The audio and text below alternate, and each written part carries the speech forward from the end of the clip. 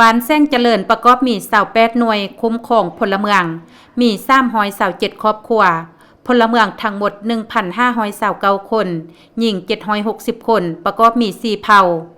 อาชีพต้นต่อของประชาชนส่วนหลายแม่นชาวเกษตรกรปลูกฝังเลี้ยงสัตว์และการบริการค้าขายจำนวนหนึ่งในระยะผ่านมาคณะพรรคอำนาจการปกครองบ้านได้ถือเอาเวียกงานศึกษาห่มการเมืองแนวคิดให้สมาชิกพรรคและประชาชนภายในบ้านเป็นสำคัญต้นต่อโดยการนำเอาบรรดาแนวทางนโยบายของพรรคมติกองประชุมแต่ละครั้งมาจัดตั้งเผยแพร่เสริมซึมอย่างเป็นปกติต่อเนื่องจึงเฮ็ดให้เขาเจ้ามีความรับรู้เข้าใจอย่างลึกซึ้งมีสติสูงและมีความรับผิดชอบประกอบส่วนเข้าในการปกปักรักษาพัฒนาเป็นก้าวๆแสดงออกใน5 ปีผ่านมาสามารถลบล้างความทุกข์ยากของพ่อแม่ประชาชนได้โดยพื้นฐานสร้างรายรับได้ทั้งหมด55ตื้อ632ล้านกีบเฉลี่ยต่อ6คนหนึ่งได้36ล้าน575,000กีบเทียบสาขาดไม้กล่องประสุมใหญ่ของบานเพิ่มขึ้น21ล้าน236,000กีบซึ่งรายรับส่วนใหญ่แม่นได้รับมาจากการผลิตกสิกรรม 35.5 ตื้อกว่ากีบอุตสาหกรรมและหัตถกรรม3ตื้อกว่ากีบรับจากการบริการอื่นๆ17ตื้อกีบเก็บรายรับตามตัวเลขมอบเมาของเมือง216ล้านกีบปฏิบัติได้100ส่วน100มีกองทุนพัฒนาบ้านซึ่งมีสมาชิกกองทุนทั้งหมด83คนมีเงินฝาก573ล้านกว่ากีบปล่อยกู้775ล้านกว่ากีบอันพ้นเด่นแม่นได้นำพาพ่อแม่ประชาชนสร้างทราบพัฒนาพื้นฐานโครงล่างของบ้านเป็นต้นแมนการสร้างเส้นทางปูเบตงโดยเริ่มนำพาจัดตั้งปฏิบัติแต่ปี2019เป็นต้นมาเบื้องต้นได้มีคะแนนการที่เกี่ยวข้องของเมืองโดยเฉพาะแม่นห้องการโยธาธิการและขนส่งเมืองได้ลงสุกยูสำรวจคิดไล่ประเมินราคาพร้อมทางนำพาเปิดกองประชุมบานผ่านแผนงบประมาณในการจัดตั้งปฏิบัติให้พ่อแม่ประชาชนภายในบ้านได้เข้าใจและเฉลี่ยตัวเลขงบประมาณใส่ขวาเงินพร้อมทางให้ประชาชนได้มีคำคิดเห็นเพื่อมีความเป็นเอกภาพกันภายในบ้านจากนั้นก็ได้เริ่มจัดตั้งปฏิบัติในระยะ5 ปีผ่านมาสามารถสร้างเส้นทางได้13เส้นลวงยาวทั้งหมด 1,525 เมตรความกว้างเฉลี่ย5เมตรมูลค่าทั้งหมด1ตื้อ111ล้านกว่ากีบในนี้ทุนพัฒนาของเมืองสมทบ15ล้านกีบทุนพัฒนาของบ้านแม่น20ล้านกีบทุนของประชาชนภายในบ้าน1ตื้อ76ล้านกีบถ้าเทียบใช้เส้นทางซอยภายในบ้านสำเร็จแล้วแม่น 50.83 ส่วนหอยนอกจากนั้นบ้านยังได้รับทุนจากโครงการสวนลักเกษตรให้ทุนซ่อมแปลงเส้นทางเข้าสู่เขตการผลิตของประชาชนได้1เส้นมีความยาว5กิโลเมตรมูลค่า400ล้านกว่ากีบในนี้ทุนประชาชนสมทบ150ล้านกีบสำเร็จแล้ว100ส่วน100สำหรับทิศทางในตอนหน้าบ้านแซงเจริญยังจะได้สืบต่อสร้างทางปูเบตงที่ยังเหลือจำนวน4เส้นให้สำเร็จตามแผนการที่วางไว้โดยการสีนำพาขององค์คณะพรรคเมืองเพิ่นมีการพัฒนาพื้นฐานโครงสร้างของบ้านเป็นต้นแม่นเส้นทางเนาะภายหลังเฮาคิดได้แล้วเฮาจึงเสนอไปหาทางภาคส่วนที่เกี่ยวข้องเป็นต้นแม่นคะแนนโยธาธิการของเมืองเพิ่นก็ได้มาลงมาให้มาคิดไล่ออกแบบและประเมิน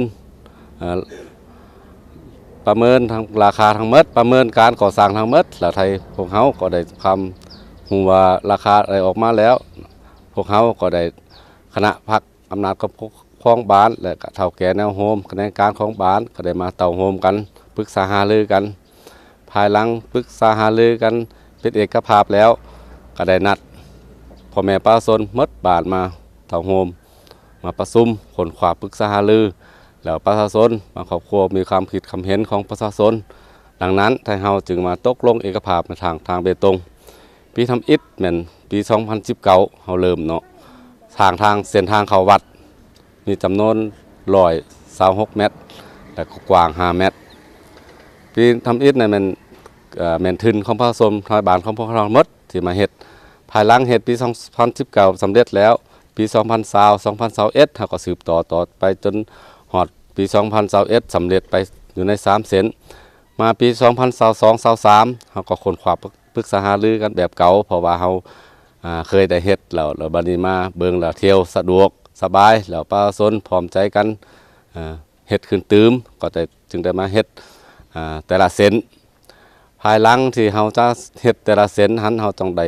เว้านำพวกผู้ไกลผู้ติดทางเรื่องทุนผู้ติดทางนี่เฮาคิดไล่ออกว่าทางเส้นนี้มันจะหมดหลายเท่าใดมันจะออกเท่าใดแล้วเฮาก็จะได้แบ่งให้พวกติดทางหันคือเส้นทางหอมที่10นี่มันถึกอยู่ครอบครัว1 ถึง 6 แสน10,000 กีบต่อครอบครัวแล้วนอกจาก6 แสนกีบแล้วประชาชนหมดบ้านมันอย่าง3 แสนกีบต่อครอบครัวสร้างสำเร็จอยู่ในปี 2023 จำนวน 200 กว่าเมตร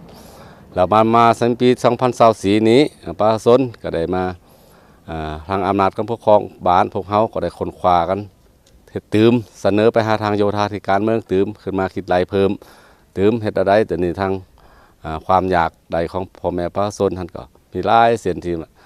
อยากได้แต่เขาก็ค้นคว้าปรึกษาหารือกำลังอยู่ในสมาชิกพรรคแล้วก็คณะกรรมการของบ้านทุกคนเพื่อหัวไม้หัวมือกันตืมแล้วมาปรึกษาหารือกันปัจจุบันแล้วในระยะปี 2024 นี้เราคือว่าสินค้าคือว่าอุปกรณ์ทั้งหมดแม่นเพิ่มขึ้นเขาก็ได้ตกลงกันขึ้นมาตืมครอบครัว3 ล้านกีบต่อผู้ที่ติดทางเราจำนวนครอบครัวทั่วไปแม่น3 แสนกีบต่อครอบครัวติดทางนี่มัน3 ล้านกีบเนาะภายหลังที่เราตกลงกับภาพเราก็ได้เติมเฮ็ดในปี 2024 นี่ได้อยู่ในประมาณ900 กว่าเมตร